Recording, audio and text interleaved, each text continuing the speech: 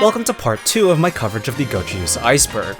Last time I covered the widespread and basic knowledge pertaining to the franchise, while this video covers the biggest layer, Layer 3, which goes a little deeper than just the anime, including manga chapters, external media, and analysis. But first, some house cleaning. There are a couple of items that belong in Layer 2, which I didn't think warranted an entire entry on their own, but I didn't want to completely leave them out either, so I've gathered them here. First up we have Welcome Come On and Rabbit Horse, which are both things that Kokoa wrote in English on an advertisement for her bread party at Rabbit House. Notably, Welcome Come On as a phrase comes back multiple times later on. Additionally, one of Rise's fans in Season 2 Episode 10 is really enthusiastic, and Rin literally puts a bounty on Aoyama's head in Season 3. There's also an Easter egg with the Yuyushiki logo in Season 2.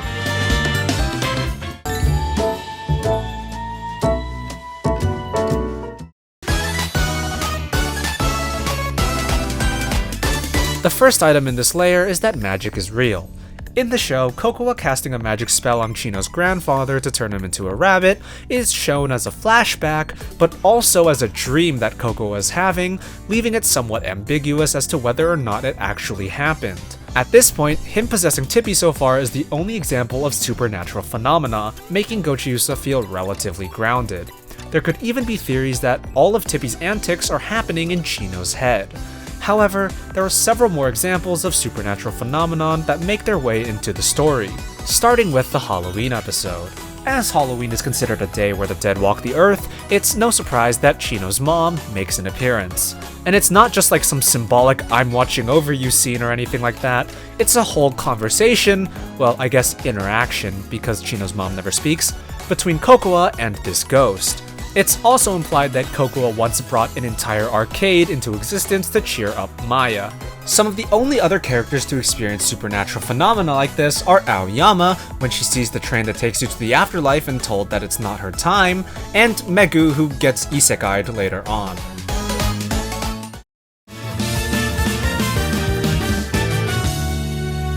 There are a few manga-only plots, and I'm not talking about the things that just haven't been adapted yet.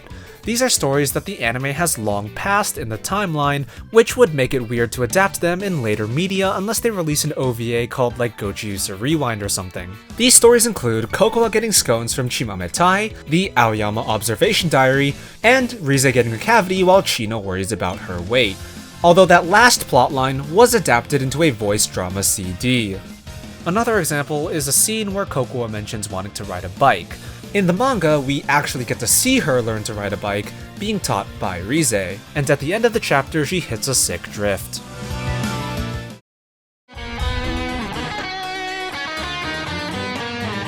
Now, there are many fan theories out there, with the most widely known one being that Gochiusa is set in an alternate reality where the Axis Powers won World War II. The evidence provided includes that we see very few male characters in the show, presumably either in the military or lost to war, Rise's military obsession and background, and the fact that despite it being set in a European town, not only do the residents speak Japanese, Amausa-an is the most Japanese thing to ever Japanese. The actual theory goes much more in-depth, and I'll leave a link in the description for those interested. But of course, every party needs a pooper, and many of the evidence points are refuted by later chapters of the manga. Although, the theory that Kokoa is some supernatural being meant to bring happiness has only gotten more supporting evidence as time goes on, so we'll come back to this.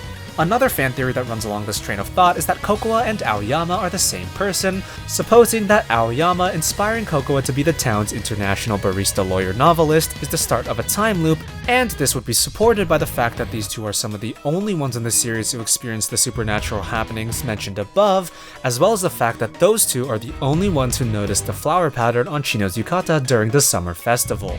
This pattern is relevant for reasons I will explain later.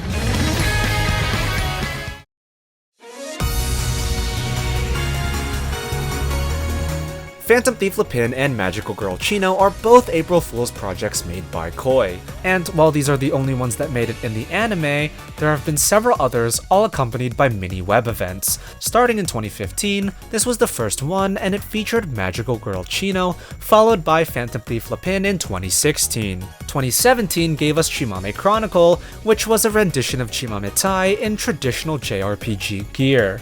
2018 was the Daydream Show, which gave us several idol groups made from the characters in the series. 2019 was Clockwork Rabbit, a what-if scenario of the girls in a futuristic sci-fi setting, and 2020 gave us Regine Play Rabbits, which appears to be fantasy-themed. 2021 gave us the 7 Rabbit Sins, themed after the 7 Deadly Sins. 2022 gave us Take Out Blue Bird, which is, well, bird-themed. 2023 gave us the space-themed Galaxy Express, and finally, 2024 gave us the Second Gear, which is another look at the futuristic setting from 2019. I'll leave a link in the description to these as well. It's worth mentioning that many of these April Fool's events appear in the manga, with the 7 Rabbit Sins being another book by Aoyama, Clockwork Rabbit being a dream had by Megu, The Idols being an in-universe April Fool's event hosted by Rabbit House, and Chimame Chronicle being referenced in an arcade game.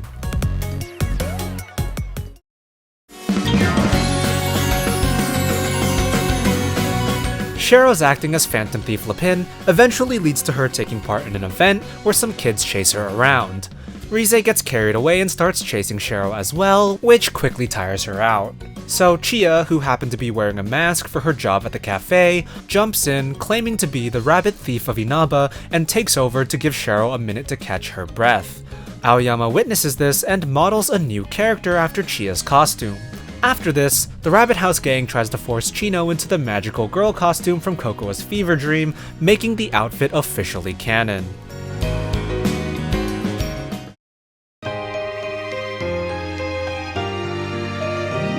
If you do decide to check out those April Fool's events I mentioned, those of you who are anime only might notice some unfamiliar faces. There are 3 new characters introduced in the manga that haven't made their on-screen debut. These are Fuyu, Natsume, and Eru. Or Eru? Well, she's named after ginger ale, so I'm just gonna call her that. Anyways, these 3 characters are meant to be parallels to Chino, Maya, and Megu respectively. As such, Natsume and Ginger Ale already know each other on account of being twins, and they abduct Fuyu into their circle of friends. Part of the reason a season 4 or another movie seems like a hurdle is the introduction of these new characters. Having to find and cast 3 more voice actors does put a little more strain on the studio that would hypothetically produce it. However, this isn't a problem anymore because of the next item on this list.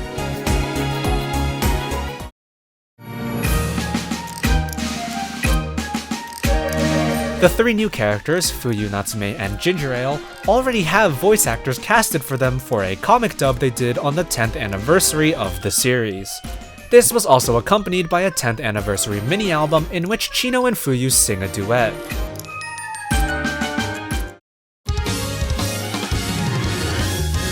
In Season 1, Episode 4, Cocoa details that she wants to be a lawyer and adds the words Towns International in front of it, whatever that means. After hearing that Chino wants to be a barista, she adds this to the title as well, making it the Towns International Barista Lawyer. As the series goes on, this title gets quite long as Cocoa adds more and more dreams for the future, including novelist, businesswoman, writer, mascot, Santa, magician, and of course, baker. Oh, and older sister, lest we forget.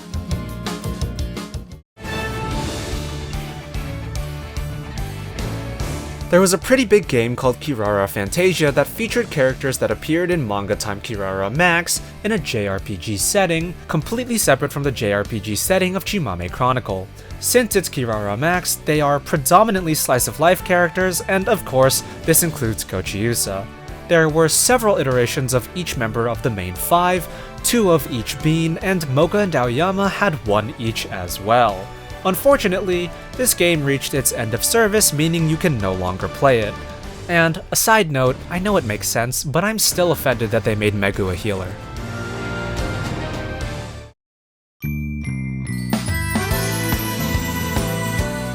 There is a pretty interesting discussion surrounding the question of who the main character is.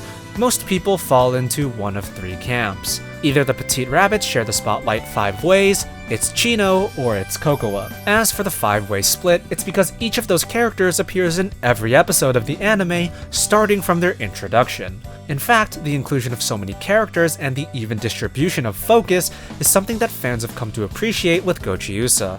However, there is no debate that Rabbit House is the main cafe, and since only 2 of the 5 candidates live there, Kokowa and Chino get highlighted as the true main characters, supported by the fact that their growing relationship is the backbone of the entire series.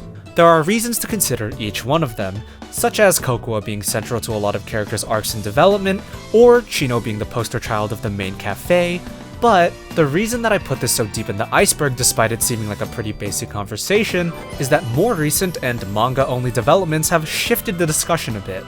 With the introduction of the new trio specifically mirroring the old trio, Chino has been put in more of a spotlight as the most central character of the 6.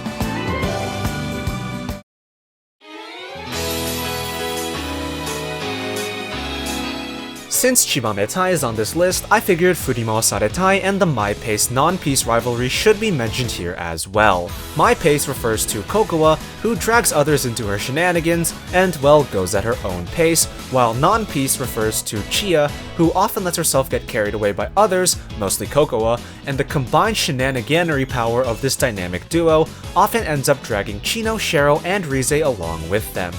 Thus, those 3 make up the Furimawasare-Tai, which roughly translates to the getting dragged around core. Both of these groups have character songs, by the way, which, yes, I will link in the description. There are other groups formed in the manga, such as the Dreamless duo when Shero and Megu bond over having no ambitions for the future, and the Big Sister Alliance when Ginger Ale seeks Kokowa's advice on how to be a better older sister.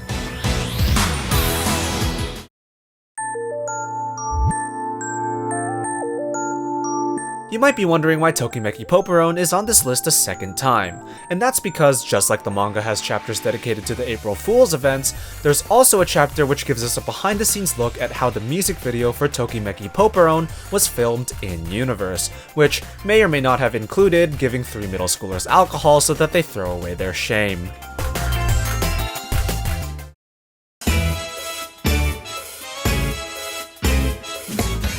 Speaking of the manga, a set of 3 or so chapters were scanslated by a translator who tried to use more colloquial language, which includes this panel of Kokowa saying, "It really do be like that, Chino-chan." This specific span of the manga was a particularly serious mini-arc where the middle schoolers received the results of their high school entrance exams, and as a result, the translator was met with much backlash, eventually stepping down from the series.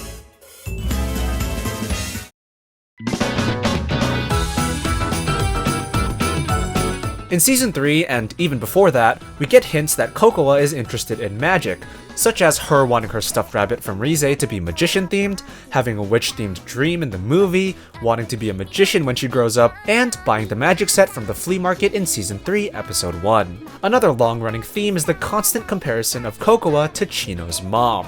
Like with the way she knew there was extra fabric for the uniforms, the fact that she complimented Chino's picture frame in the same way, and later on, it's revealed that Chino's mom was also a magician, bringing these 2 plot threads together during the Halloween event when Chino's mom teaches Kokowa a magic trick.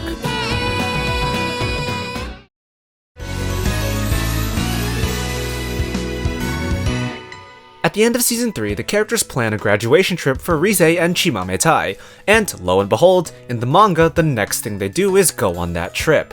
They take this trip to Aoyama Blue Mountain's hometown. No, she doesn't come from the wood frame town the rest of the series is set in. And there, the 4 high schoolers and the soon-to-be college student want to give Furimawasare-Tai a gift, so they make mugs in collaboration with Shero's mom, no, she isn't an orphan, with the words, "We are family" on them.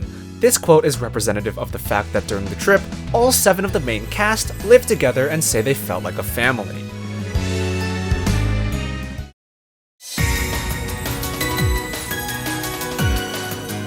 In this same trip, we get to meet Shero's mom, as I mentioned before, and Chia's mom, as well as Kokowa's dad. Shero shows a new side of herself, allowing herself to be spoiled by her mother, and Kokowa's dad shows that her silliness runs in the family.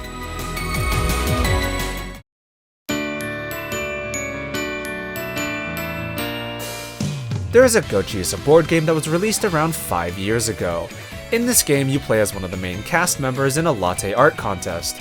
To my knowledge, it was only released in Japanese, though you might be able to play it on the tabletop simulator.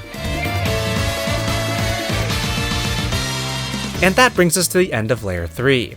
If you're anime only, or perhaps haven't watched it at all, I hope this has piqued your interest in the deeper reaches of this franchise. I implore you to explore some of it yourself, but make sure to come back next week when I cover the deepest and weirdest parts of the Gochiusa franchise.